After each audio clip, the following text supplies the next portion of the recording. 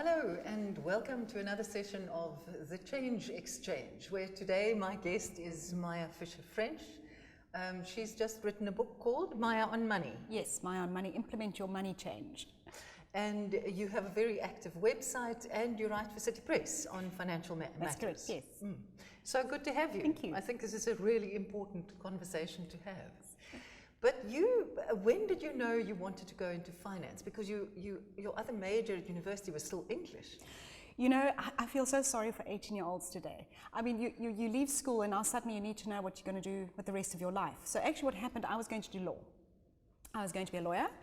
And I got some really good advice from a lawyer who said, don't go and study a plain law degree, go and do a broad BA and spend the extra year doing law, because it's the only opportunity to really get an opportunity to study and do other things. So I went to university and it was like a sweet shop for me. It was like all these amazing subjects, and I did philosophy and English and I did Italian, and then there was a subject called economics, and I thought, well, that looks interesting. And I took it and I suddenly had this aptitude for it and a passion for it, and I landed up actually getting my honours degree in it. So you never know when you start exactly how it's all going to turn out. So coming from school, your strong suit was the languages. Exactly. I did French, I did English and all of those, and then I landed up, we weren't exposed to economics in those days at school. But also economics is a long way from personal finance and planning your budget and that kind of thing. When did that happen? I think a lot of it, again, now you've gone and chosen your subjects based on some random process. And then I finished studying and I had two job offers. And one was for an advertising agency and the other was for Investec Bank. I had no clue. So I looked at them and all I knew was there was a lot of drugs in advertising. So I decided to say no to drugs. Little did I know how much drugs there are in the financial industry. But that is how I landed up at Investec, and I was at Investec Private Bank and got involved very much in the personal investing. So it was the unit trust side, individuals, the retail investing side, and that is obviously where it all grew from and where my interest grew and where I learned so much. Did you ever regret that choice? No, because never. It's quite radical. It's very radical, but I look now at what my strengths are and also, the incredible need for financial education in South Africa, and I don't think I could have delivered as much in terms of going into advertising route as I have been able to in this sector. Did your parents talk to you about budgeting and personal finance? No. And that? Not at all? Not at all. I think what I do remember growing up is that my mother used to always complain there was never enough money for groceries, that my father didn't give her enough money, and my father always just feeling that my mother spent money unnecessarily. And that was pretty much it. And then when I was 16 years old, my father died. And we were left with terrible debts. And I think that is, a lot of people... And you were aware of that? Then I was aware of it. So we lost everything. We lost our home. I remember one day coming home, my mother had to sell a piano just to buy groceries. So we went from having what appeared to be a good lifestyle to literally having nothing. And I mean, can you imagine? I look now, a single mom now with two teenage kids to support. She hadn't worked for 20 years. She'd been a housewife. And suddenly she had to pick herself up and what did she do? She went to a recruitment agency, and she came back and she said, there's only one thing I have going for me, I don't smoke. But what could she do? She had been raising 4 children. My 2 older sisters had left home by then, but she cooked a lot of food, and she went into catering, and she actually started her own catering business. And then later on she became a national tour guide. She's fluent in Dutch. And I've watched my mother literally build her life from nothing to where she is today, which is financially secure and happy and all the rest. So she's an inspiration for me. Well, she's also an education. She's an education. I mean, she's a walking example, a case study. Exactly. She's a case study as well. And I think that's why I'm so fiercely independent about my money, my own finances, and why when it comes to women and money, I have a really big passion, because I think women often choose to leave those decisions to their partners without understanding the real implications of that. We kind of drift into things very often. Exactly, and you know what I do think sometimes is that if you don't know, you don't have to take action. Mm-hmm. So sometimes it's easier just to put your head in the sand. You don't have to take responsibility. Exactly. Yeah, it's his decision. His decisions, and it's his fault. Yeah, let's be honest. So when did the shift come towards journalism? How did that happen? Well, that was, I'd been working in stockbroking by now, so I'd left Investec and I joined a stockbroking firm. And I fell pregnant. Well, I chose to be pregnant. It wasn't an accident or anything, but I got to a point where I decided that I didn't want to do the 14-hour days, and stockbroking is very long. It was also at the time, it was the late 1990s when the dot-com bubble was really brewing, and I just had got quite tired of the avarice that I was seeing around me and people wanting to double their money in a month, and it really became quite not a pleasant environment to be working in from my point of view. And I decided to become a stay-at-home mom. It lasted a year. And I realized that I learned a lot about myself then. And one of them was the financial independence. I wanted to be able to pay for my own facials. I didn't want to have to ask my husband for money. And I also had a need to work. And so then I did various things, including financial recruitment for a financial industry. And then there was this advert in the newspaper for This Day, the newspaper. Do you remember This Day? Yes, One I day, do. any day. And I happened to know the consultant that had brought the group to South Africa. So I phoned him and I said, this sounds interesting. Can I come chat to you about it? And he said, sure. And I popped round to his offices. I do have English 3. I I can do, write. I have English. So, and I sat down, and there was John Mattison, who was the managing editor of the newspaper. I wasn't expecting to meet him. And he looked at me and said, well, what do you know? What's your experience? I said, I have no experience at all in journalism, but I've worked in the financial industry for X amount of years. And they hired me that day. And, really, it sounds like a cliche, but I found my calling. It was just, I loved every single minute of that experience, and I have ever since. So what's the lesson out of that? Go try. Go Step try. forward. You don't know, and I think Yes. you know what. Also, and this is something I suppose in a personality. I do take big risks. I think, well, okay, if it sounds like fun, I'm in. Well, that sounds like fun. I didn't have a clue what I was doing, but there you are. But you say you found your calling. What was there a moment that someone responded, or you got a phone call, or a friend said over dinner, I read this and it changed my life? When did you know that this was I think it started off with just the intellectual capital that I was working with. And journalists are extremely intelligent people. And I don't think I'd ever realized the wealth of knowledge. A lot of people who go into journalism they have incredible knowledge. And they love investigating things and they love finding out. So I sat in this team of amazing people, specifically at This Day at the time. They'd hired sort of the creme de la creme of journalism. And to be surrounded by this intellect was so stimulating for me on one level. And then the other was this opportunity to educate people, but without being in the product system, being outside of the financial industry, to have the independence I have the knowledge, but I now have the independence as well to say what I actually think. And I really enjoyed that as well. And the book, how did that happen? Well, I think the book was inevitable in one way, because obviously it's a conversation with readers over the last 12 years, and it's really putting it all together, the many articles that I've written, and many of them in response to readers' queries. But the publishers came to me and said to me, would I consider a book? And I thought about it, and I thought about the books that were already on the shelves. And we've got some excellent money books on the shelves, but they tend to be more about the psychology of money and money attitudes and approaches to money. And what I found readers really were looking for was the practical stuff. Okay, Yes. how do I open a bank account? How do I get a credit record? How do I budget? And it was those how do I. In fact, I think I first wanted to call the book And Now What? Because, okay, I want to do all the right things, but now what? But the publishers said that wasn't a very good name, so they seem to know better than, and I think they did know better than I did. But that is, so that's how it came about. It's really the need for a lot of practical information. And it's been out there a couple of weeks. How's about it a going? month now. It's going incredibly well. The feedback, I must say, has surprised me. And again, it comes back to filling a need, which is financial information. Practical, unbiased financial information when you want to make a choice or decision, to have access to that information immediately. So the response has been phenomenal so far.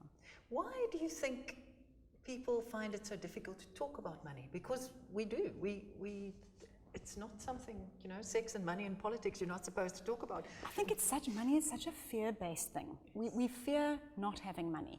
We fear if we have money what other people will think of us or want from us. So I think, to me, fear is a big part of money, and I think that's why we don't want to talk about it. And people also, on the other side, if you don't have money or you're struggling or you've got debts, there's an embarrassment. I mean, if you swipe your card at the teller and it doesn't go through, how that makes you feel at that moment. So these are conversations people feel very uncomfortable about having. And then there's this whole belief that it's wrong to want money or wrong to be rich, which also, I think, there's some sort of moral, a value, exactly, the approach to it. So people also then don't want to talk about it if they are successful, or if money is a particular goal for them. So I think, to me, money is just a big emotional sort of mess, and really fear is the overriding emotion in there. And why should we talk about it? Well, I think we should talk about it because money is actually one of the most powerful things in our life. It is powerful in its ability to destroy your life, and it's powerful in its ability to build wealth for you. And I think we need to harness that power. I always look, my children watch these Disney programs, and the power, and the evil guy and the good guy, and that's money. Money has power. It's how you wield that power, and you choose how to wield that power. And I think the more we talk about it, the more we educate people on how to wield this power, our better our societies are going to be. It can be Thor's hammer, but he must decide how to use exactly, it. Exactly, yeah. So do you talk to your children? You have 2 young boys. Yes. Oh no, we have a lot of money conversations, partly because of what I do for a living. And in fact, I took them to my book launch in Johannesburg. They came with me. And my eldest afterwards was very impressed. He didn't know that he had 100,000 Rand saved up. Do you know that? 200 Rand a month. I've been putting away since he was 2 years old in Satrix. And you never told him how much it is? Well, he'd always told me he had the investment, but obviously the actual amount, I'd never really, I was preparing for the book launch and I mentioned it and all the rest. Well, his eyes went this big. My little one was a little upset. He wanted to know where his was. I said, no, we've also got for you. But he, the next day, after listening to my presentation, my little one was playing a card game. He took a pack of cards. He's what, 10? Yes, he's 10. And he was like, Mommy, look, this man has so much for emergencies, so much insurance, this money's for his rent, and this is his day-to-day money. And I thought, well, there you are. And, my conversations with my children, which I have written about in the book, because they're just so, I think they just open my eyes to how much children can engage about money if you let them. And, to see how easily they can assimilate this information. I mean, if you're teaching your kid at 10 those kind of principles, well, they're going to have a better start in life. Absolutely.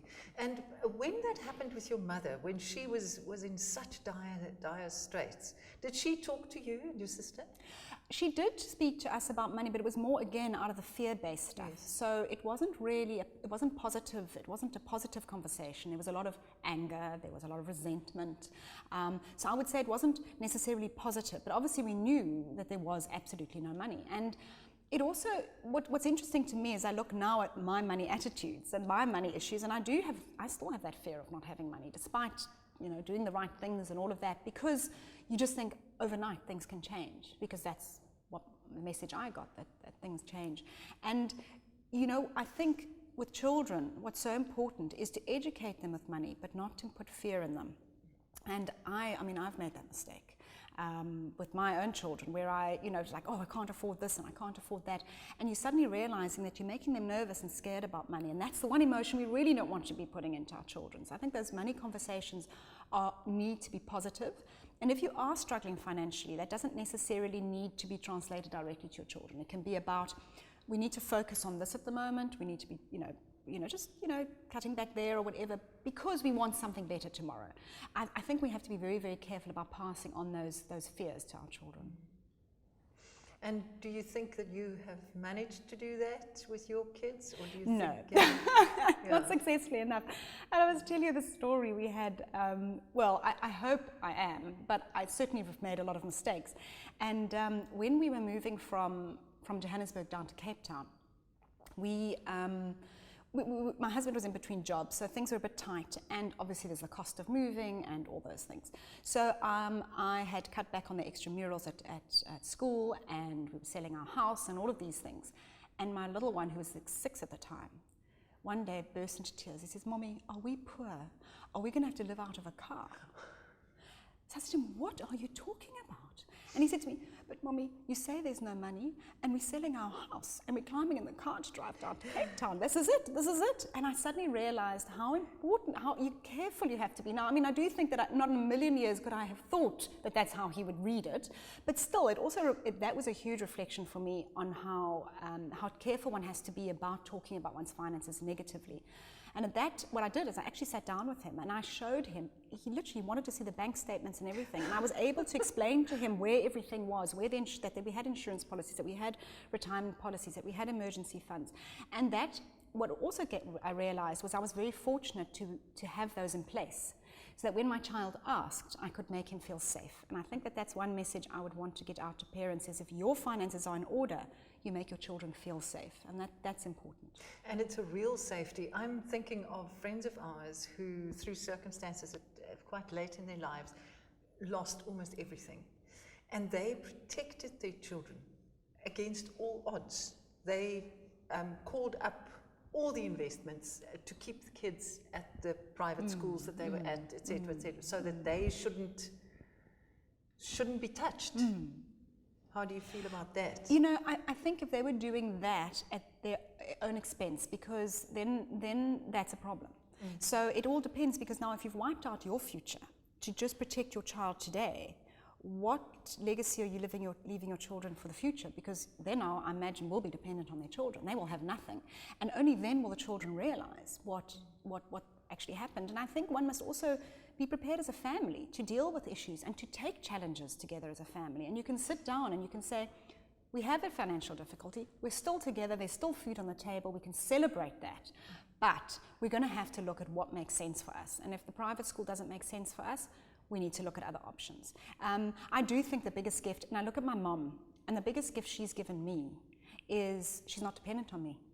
And there's not a lot of families nowadays where the children are not having to support their parents in their retirement. And again, that was all her own doing. She could very easily have been in that situation.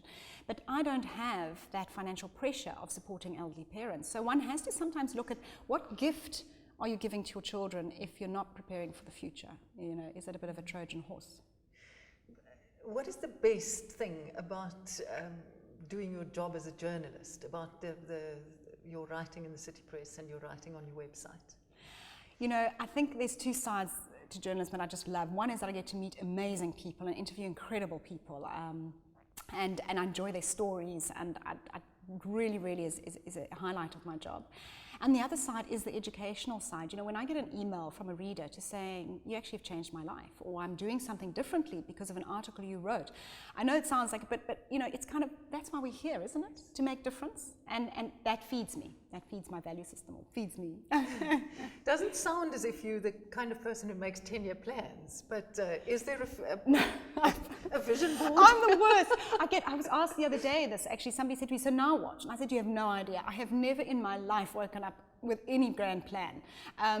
But I think what I do is I look at the opportunities that come about, and I think, okay, does that opportunity interest me? Where is it going to take me? So I'm always open to opportunity, and I think that means that you have to always be open to change and be prepared to change.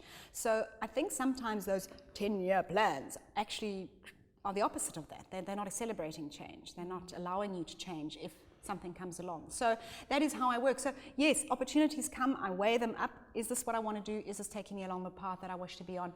And I make the decisions. But I can tell you there is no 10-year plan. You've been married just about 20 years. Yes, yes, it's 20 Can years. Can you remember meeting your husband and deciding he's the one? You know, we knew each other for a while before we started dating. And we were so young. We started dating when we were 19. And we were married at the age of 23. And I remember when he proposed to me, we were 22 when he proposed. And I thought, oh, we're so young, this is crazy, what are we doing? And you know what he said to me? He said, we can either build our lives apart and then get married, or we can build our lives together. And I fell for it, hook, line and sinker, and I'm very glad I did. I always said that the best thing I ever did was say yes.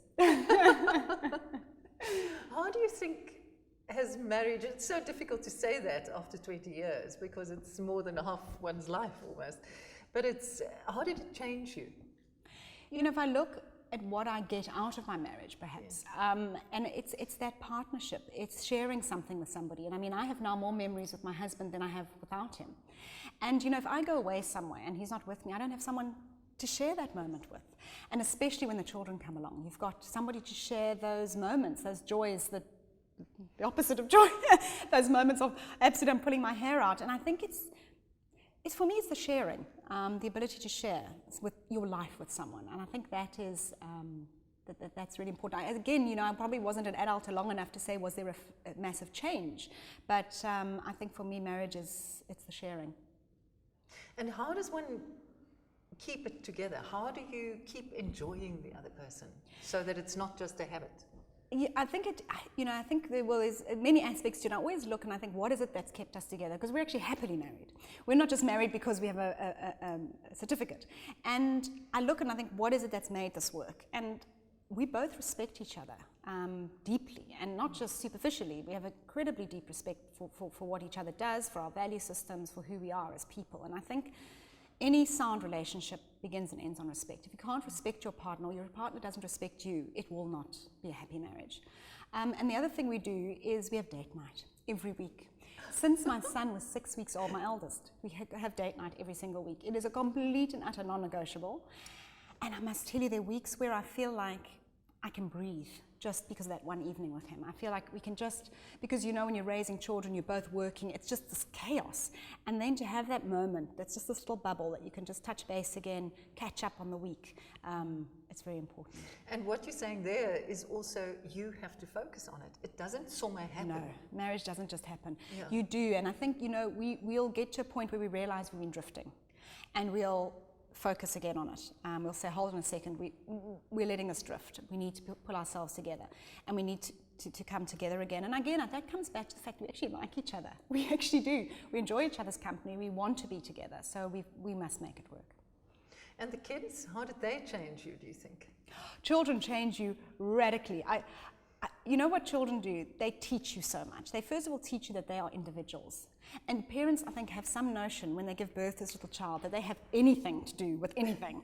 They don't. This little thing comes out and it has a personality and it is an individual, and you're there to guide this child.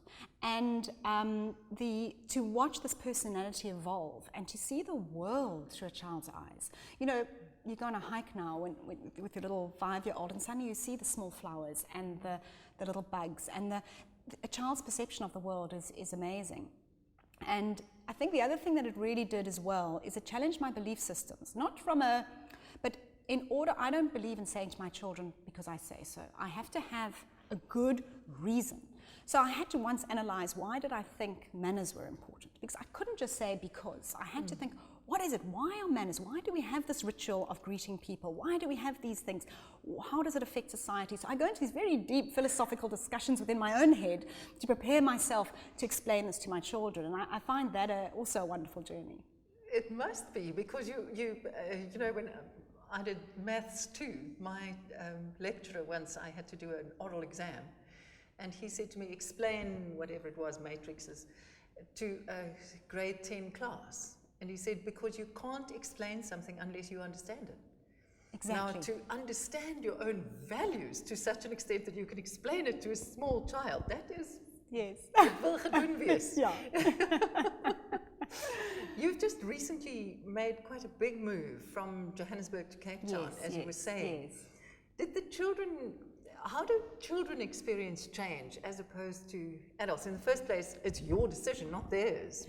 I think that was quite a difficult parenting experience as well, because my eldest child was so angry with us for the move. We felt How old was he? He was 10, and he was at a school that he was really happy at. He had friends. My family's all up there. And here we were, for no good reason in his mind, uprooting him from his life and transplanting him down somewhere called Cape Town, because we thought it was in his best interest in the long term. And he didn't have really any say in that. And ultimately, parents will make decisions. Like, someone has to be the adult and someone has to make the decision.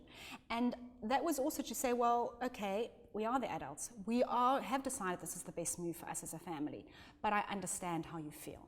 And I think that's what I learned from that, is I can't change the reality. I am making those decisions. I am the adult, but I can hear you and I can understand you. And when you tell me you hate me, I understand that, because he did. And he swore he'd never forgive us. Fast forward, and he's very happy down here, I might add, and he's got his friends and he's settled, but it was a very, very tough transition for him. And I think that change for children, when it's implemented by parents, is challenging, but it's also life. It's also about the journey. But it is so important to allow them the space to say, Yes. how can you do this to me, and I hate you, and I'm never going to speak to you again, Yes. and To say, etc. I etc. In understand, my I generation, understand. that was not Well, allowed. that's it. Absolutely wouldn't have. But I mean, I understood that he wasn't grieving, and we understood that. You know, at some point it had to come to an end, and it did. But you know, there was a process. It wasn't his choice, so it was an interesting one. Yeah. And you actually built a house. What is that like? That is on my bucket list. We were very fortunate. We had a really amazing builder, and that's all I can say. Get a really amazing builder, because we were very fortunate. And it actually wasn't the most traumatic experience in our lives, it has been for many people. But we loved where we lived in Hope Bay, but we were renting, and the landlord didn't want to sell. But the property behind, 2 roads up from us, was for sale, and it was on the slope. It's on a slope like this. And fortunately, we didn't ask the engineering costs of what it costs to build on a slope like this. We have spectacular views as a result, but believe you me, we will survive a tsunami. We'll survive an earthquake with the amount of steel and concrete that goes into building on a slope like this. So, you know, we built the house, and, you know, as everybody says, I've written quite a lot of columns out of it. It will cost you more than you expect. It will take twice as long. Well, that's what it didn't for us, and that was the one tick that I can give you. As I said, we were very, very fortunate in having a great builder, and the actual experience was quite painless, apart from the financial side of it. When you briefed the architect, what did you say? What did you want? Well, we loved the place we were living in already, and we said we like this design. So that started off giving him a concept idea. So what was it? Space? It's or big space, windows, and it's big windows, beautiful views, very open plan. Our house is very, very open plan. And then what we did is this is the thing with building a house when your family's a bit older. I know how my family works. I know the dynamics. And I said, I know that my children are not going to sit at a desk in their bedrooms to do their homework. They want to be near me. So we need to have the space here. The kitchen, you know, we've got an open plan kitchen, but there must be a room off there for homework and for TV and all of that, because children want to be near you all the time. And like cats in that yes, sense. exactly. Yes. And all these dynamics and all the way that we work and where we want to be. And I think that's the bucket list. Why do you want to build? You know, are you mad? It will cost more than buying a house. So there is the trauma of it, because you will get what you want, and it will be a reflection of your family, and it will work. And it's quite interesting, and I spoke about my eldest son, the change that he really struggled with moving down to Cape Town, and we were worried about the move. We thought he doesn't like change, and we thought moving into another house, do you know, he settled immediately.